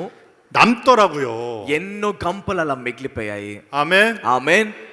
그래서 제가 그 남은 돈으로 또 호주 솔로몬 전도 여행을 다녀왔어요. అందుకనే ఈ యొక్క మిగిలిన డబ్బులతో నేను ఆస్ట్రేలియాకి వెళ్ళాను, ఇంకెన్నో ప్రదేశాలకు ఎన్నో దేశాలకు వెళ్ళాను, స్వార్థం ప్రకటించడం జరిగింది. 복음의 일을 하다 보면 야 이게 되겠나? మరి ఎప్పుడైతే స్వార్థ పనులు చేస్తూ ఉంటామో అది నిజంగా ఇది జరుగుతుందా అనిపిస్తుంది. 많이 힘들 것 같은 생각에 잡힐 때가 많아요. అలా ఎన్నోసార్లు చాలా కష్టాలలో పడిపోతామేమో, ఇలాంటి ఆలోచనలు పడిపోతాము. 야 내가 돈도 준비 안 했는데 내가 늙어서 아프면 어쩌지? నేను నా కోసం నేను ఎలాంటి డబ్బుల్ని కూడా నేను సిద్ధపరచుకోలేదు. ఒకవేళ ఇలా ముసలివాడిని అయ్యి నేను అనారోగ్యంకి గురి అయినట్లయితే ఎలా? 하나님이 그거 모르시겠습니까? మరి దేవునికి ఆ విషయం తెలీదా అండి? 다 아시죠? దేవునికి సమస్తం కూడా తెలుసు కదా. 가는 길에 쓰러질 것도 알고 계시고 ఏసేకి వాళ్ళు వెళ్ళే మార్గంలో వాళ్ళు పడిపోతారని కూడా ఏసేకి తెలుసు. 멀리서 지금 집에 가려면 3일 동안 걸어가야 되는 것도 알고 계시고 అలానే వాళ్ళు ఒకళ్ళ ఇంటికి తిరిగి వెళ్ళాలన్నట్లయితే 3 రోజుల వరకు అలా నడుచుకుంటూ వెళ్ళాలని కూడా ఏసేకి తెలుసు. 3일 동안 가려면 보리떡 10개는 있어야 되겠구나. మరి వాళ్ళు 3 రోజులు వాళ్ళు ప్రయాణించి వెళ్ళాలన్నట్లయితే వాళ్ళ దగ్గర ఒక రొట్టెలు 10 అన్న ఉండాలి. 야, 저 형제는 밥을 많이 먹으니까 ఆ సహోదరుడు చాలా ఎక్కువ ఆహారాన్ని తింటాడు కాబట్టి 그 보자기에 보리떡 20개는 싸갖고 갈 మరి 거야. ఒక డబ్బాల్లో ఆ ఒక రొట్టెలు చేపల్ని పూర్తిగా ఒక కట్టి పంపిస్తాను. 저 자매는 많이 안 먹으니까 ఆ సహోదరి అంత ఎక్కువ తినదు కాబట్టి 보리떡 5개 싸갖고 갈 거야. మరి తన కుట్టి 5 రొట్టెలు మాత్రమే కట్టి పంపిస్తే సరిపోతుంది. 하나님은 다 계산하셔요. మరి ఆ విధంగా దేవుడు ప్రతి ఒక్క దాన్ని లెక్కించడం జరిగింది. 다 배불리 먹고 అందరూ కూడా కడుపు నిండుగా తిని 자기 도시락 싸온 보자기에 అలానే వాళ్ళు ప్రయాణంలో తినడానికి వాళ్ళు ఒక డబ్బును కూడా కట్టుకోవడానికి 쌀 수 있는 만큼 다 싸가지고 ఎంతైతే వాళ్ళు అందులో పెట్టుకోగలుగుతారో అంతగానో వాళ్ళు పెట్టుకొని 갔을 겁니다. మరి వాళ్ళు ఆ విధంగా వెళ్ళి ఉండొచ్చు. 가구도 7 광주리에 남았답니다. వారు అంతగానం తిని తీసుకొని వెళ్ళినప్పటికి కూడా ఇంకా 7 గంపలు మిగిలాయి. 제가 복음을 전하는데 때로는 빚이 있을 때도 있더라고요. నేను ఎప్పుడు స్వార్థం ప్రకటిస్తూ ఉంటాను, కొన్నిసార్లు నాకు ఎన్నో అప్పులు కూడా ఉంటాయి. 이번에 여기 오는데도 좀 경비를 생각하니까 안 가고 싶더라고요. మరి ఈసారి నేను ఇక్కడికి రావడం కూడా ఎప్పుడైతే ఈ డబ్బులు ఖర్చుల గురించి నేను ఆలోచిస్తూ ఉన్నానో నాకు ఇక్కడికి రావడానికి కూడా ఇష్టంగా అనిపించలేదు. 우리 그래서 김효학 목사님 저보고 가자고 하더라고요. కానీ కిమ్ యోంగ్ హక్ పాస్టర్ ఏం చెప్పారంటే కలిసి వెళ్దాము అని చెప్పారు. 그래가지고 제가 저 안 가면 안 되겠습니까? నేను అన్నాను, ఆ పాస్టర్ నేను వెళ్ళకపోతే పర్లేదా అని అడిగాను. 그 전에 김효학 목사님이 이탈리아 캠프도 갔다 오셨거든요. ఎందుకంటే ఈ కిమ్ యోంగ్ హక్ పాస్టర్ గారు ఇక్కడికి రాకన్నా ముందు ఇటలీ దేశానికి కూడా వెళ్ళేసి వచ్చాడు. 그때도 저보고 같이 가자 그러시더라고요. అప్పుడు నన్ను ఏమన్నాడు, కలిసి వెళ్దాం అని అన్నాడు. 그래서 제가 이 뭔가 핑계 댈 게 없는 거예요. కానీ ఇంకా అప్పుడు కూడా ఏం కారణం చెప్పడానికి ఏమి కూడా లేదు.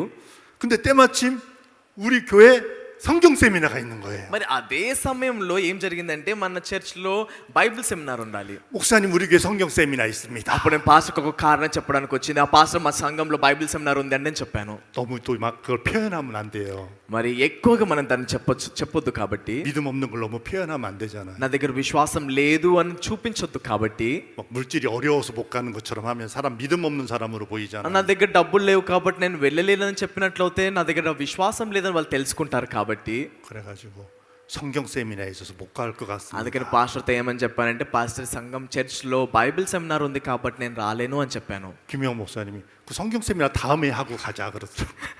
అప్పుడు కిమ్యోంగ్ పాస్టర్ ఏమన్నారంటే, ఆ బైబిల్ సెమినార్ తర్వాత చేసుకోవచ్చు నేను పదా అన్నాడు. 그거 이미 이렇게 종이 그 전단지 프린트했어요. వారికి ఎప్పుడో నేను చెప్పాను అనమాట, ఏదైతే పాంప్లెట్లు ఉంటాయో ఫ్లయర్స్ ఉంటాయో అవన్నిటి కూడా ఎప్పుడు ప్రింట్ చేసేసాము అని చెప్పాను. 그거 다음에 버리고 다음에 또 하면 되지. ఆయన ఏమన్నా అన్ని పక్కన పడేసి మళ్ళీ ఇంకొకసారి తర్వాత చేస్తే పర్లేదులే అని అన్నాడు. 예?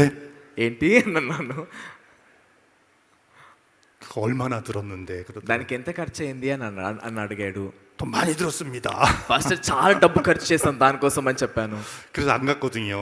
ఆ విధంగా నేను వెళ్ళకుండా ఆగిపోయాను. 이번에 여기 인도에 오자 그러는데 안 간다고 할 핑계가 없는 거예요. మరి ఇప్పుడు భారతదేశానికి నన్ను రమ్మన్నాడు, ఇప్పుడు రాకుండా ఇంకెలాంటి కారణాలు చెప్పడానికి ఏమి కూడా లేవు. 저도 오고는 싶죠.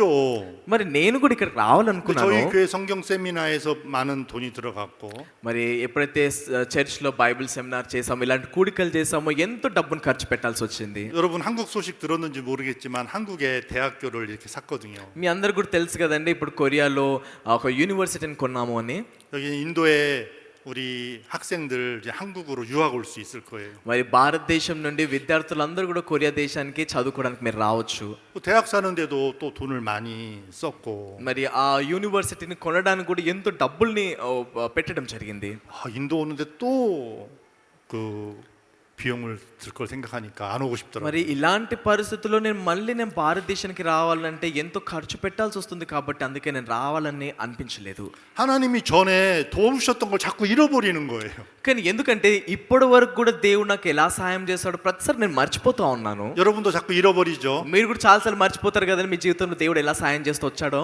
분명히 하나님이 도우셨죠, 여러분. మరి మీ అందరి జీవితంలో కూడా దేవుడు ఖచ్చితంగా సహాయం చేస్తూ వచ్చాడు కదండి. 여러분 도우셔서 구원도 받게 하셨고 ఆయన మీకు సహాయం చేశాడు కాబట్టి మీరు రక్షణ పొందుకునే విధంగా చేశాడు. 또 이렇게 하나님 역사하셨죠. అలానే మీ జీవితంలో దేవుడు ఎన్నోసార్లు పని చేయడం 근데 జరిగింది. 또 새로운 문제 앞에 오면 또 믿음 없이 또 걱정하는 거예요. కానీ మళ్ళీ ఎప్పుడైతే కొత్త సమస్యలు ఇబ్బందులు పొందుకుంటారో మళ్ళీ విశ్వాసం లేకుండా దానికోసం ఎంతో చింతిస్తూ ఉంటాము. 그래서 수양회를 하는 거예요. అందుకనే మనం ఇలాంటి రిట్రీట్లు చేస్తూ ఉంటాము, 잃어보지 않도록. మీరు దాన్ని మర్చిపోకుండా ఉండడానికి. 아멘. ఆమేన్. 아멘. 그래가지고 안 가면 안 됩니까? మళ్ళీ నేను పాస్టర్ చెప్పాను, పాస్టర్ నేను వెళ్ళకుండా ఆగిపోవచ్చా? 하나님이 도우셔 그러더라고요. కానీ దేవుడు పాస్టర్ ఏం చెప్పాడంటే, లేదు దేవుడు సహాయపడతాడు అని చెప్పాడు. 하나님이 도우시면 됩니까 안 됩니까? మరి దేవుడు సహాయపడినట్లయితే జరుగుతుందా లేదా? 예스. 그래서 왔는데 ఆ విధంగా నేను ఇక్కడికి రావడం జరిగింది. 다른 때보다 하나님이 더 많은 은혜를 입혀 주시는 겁니다. మరి దేవుడు ఇంక అన్ని విషయాల కన్నా నాకు ఎంతో కృపనివ్వడం జరిగింది. 뭐 필요한 경비도 하나님이 다 주시고 ఏదైతే నాకు డబ్బు అవసరంగా ఉందో ఈ ఖర్చులకి అన్నిటిని కూడా దేవుడు నాకు ఇవ్వడం జరిగింది. 다른 때보다 더 넉넉하게 주시는 거예요. ఇంకా మిగతా పనులలో ఏదైతే అవసరతలు ఉన్నాయో అన్నిటిని కూడా సమృద్ధిగా దేవుడు నాకు ఇచ్చాడు. 여러분 두려워하지 마십시오. అందుకని మీరందరూ కూడా ఏం భయపడకండి. 우리 성경 하나만 더 찾아보겠습니다. చివరికి మనం ఒక లేఖనం చూద్దాము. 잠언인데요. సామెతలు చూద్దామండి. 잠언 11장 24절. సామెతలు 11వ అధ్యాయము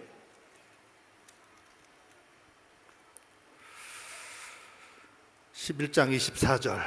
24వ వచనం చూద్దామండి.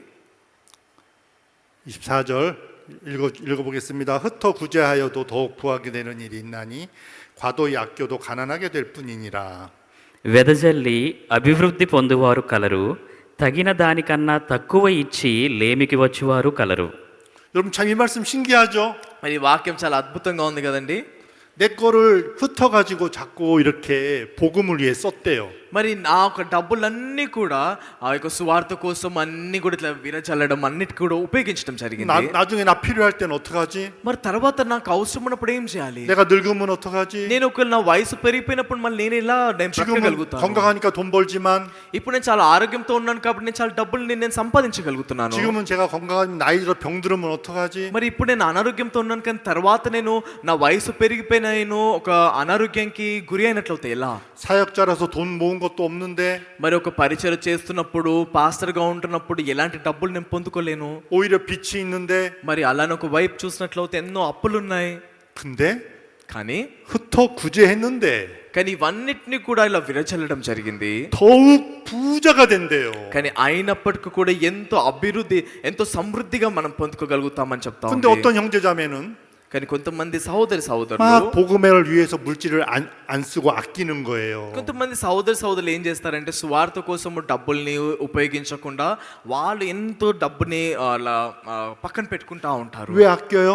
ఎందుకని నా డబ్బుని కాపాడుకుంటా ఉన్నారు? 나중에 나를 위해서 쓰기 위해서 아꼈겠죠. ఎందుకంటే నేను తర్వాత నా కోసం ఉపయోగించుకోవడానికి ఆ డబ్బునంతా కూడా పక్కన 근데 పెట్టుకుంటున్నాను. 가난하게 된대요. కానీ అవన్నీ కూడా ఏమీ లేకుండా అవుతాయి.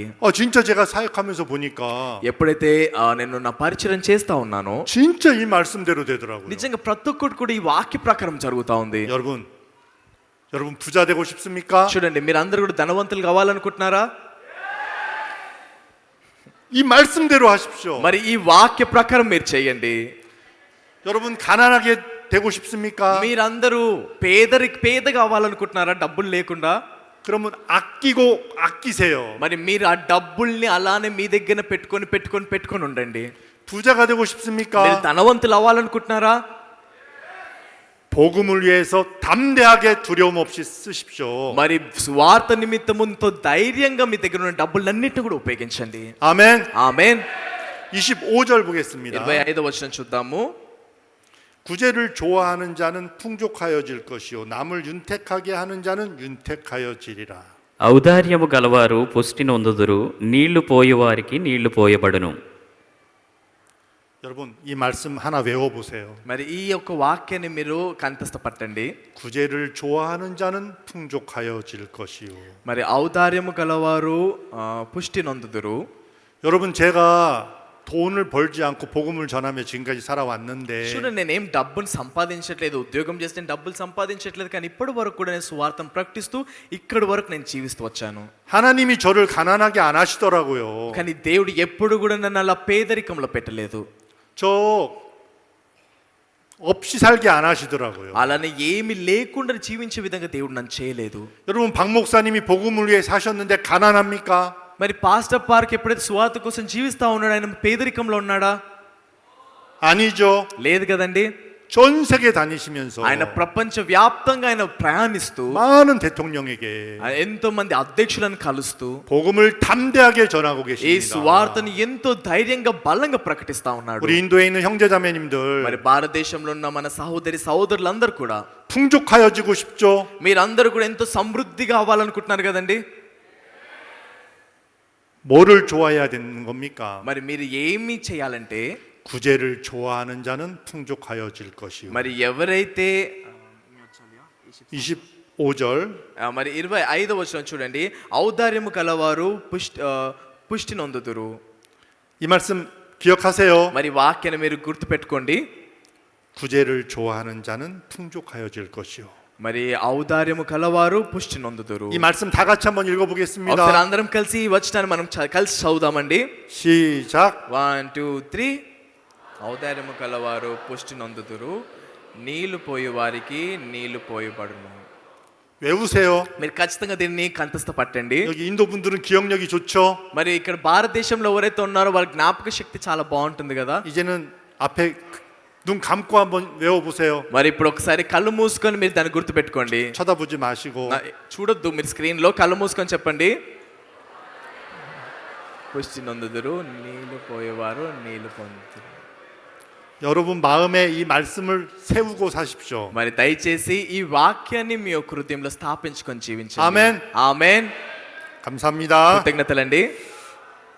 하나님 아버지 감사합니다. మనం ప్రార్థించుకుందాము. పలం ప్రశస్తమైన తండ్రి మీకు ఎంతో కృతజ్ఞతలు చెల్లిస్తున్నాము. 구제를 좋아하면 가난해질 것 같은데 దేవ మేము చూసినట్లయితే మేము ఈ యొక్క డబ్బుని అంతా కూడా స్వార్థ కోసం పెట్టినప్పుడు మేము ఎంతో పేదగా అవుతాం అనిపిస్తుంది.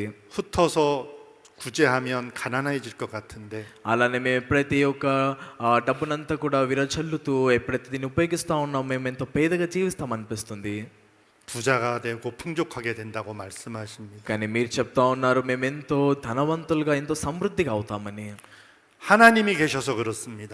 ఎందుకంటే దేవుడు మీరు అలా చేస్తున్నారు కాబట్టి అలా జరుగుతుంది. 우리 복음을 위하시는 하나님, మేము ఎప్పుడైతే ఒక స్వార్థ కోసం జీవిస్తూ ఉన్నామో 한 영혼을 사랑하셔서 십자가에서 그 몸을 내어주신 예수님이 계셔서 మీరు స్వార్థను ఎంతగానో ప్రేమిస్తూ ఉన్నారు. ఒక ఆత్మని రక్షించడానికి మీరు ఎంతో ఒక హృదయం కలిగి ఉన్నారు కాబట్టి సిలువ పైన మీ యొక్క శరీరాన్ని మా కోసం అర్పించారు.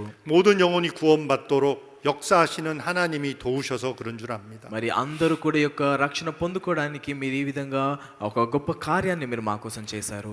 사탄이 우리들 마음에 너 그러다가 망해 하는 두려움을 줄 때가 మరి 많습니다. సాతాను ఎన్నోసార్లు మా హృదయంలో భయాన్ని ఇస్తూ ఉంటుంది. నువ్వు ఇలా చేసినట్లయితే ఖచ్చితంగా నువ్వు పూర్తిగా అన్ని కోల్పోతావు, నాశనం అయిపోతావు అని. 그 두려움에 잡히지 말게 하시고 దేవ మేము ఆ ఒక భయంలో బంధించబడి ఉండకుండా 우리를 위하시는 하나님을 기억하게 하시고 మరి మాకు తోడై ఉన్న ఆ దేవుణ్ణి మేము జ్ఞాపకం చేసుకుని 말씀을 기억하게 하셔서 మేము దేవుని ఒక వాక్యాన్ని జ్ఞాపకం చేసుకుని 담대히 살아갈 수 있도록 축복해 주시옵기를 మరి 바랍니다. మేము ఎంతో ధైర్యంగా మేము జీవించే విధంగా మీరు మాకు సాయం చేయండి. 예수님의 이름으로 기도했습니다. ప్రశస్తమైన యేసుక్రీస్తు నామములో ప్రార్థించి వేడుకుంటున్నాం తండ్రి. 아멘. ఆమేన్. 감사합니다. కృతజ్ఞతలండి.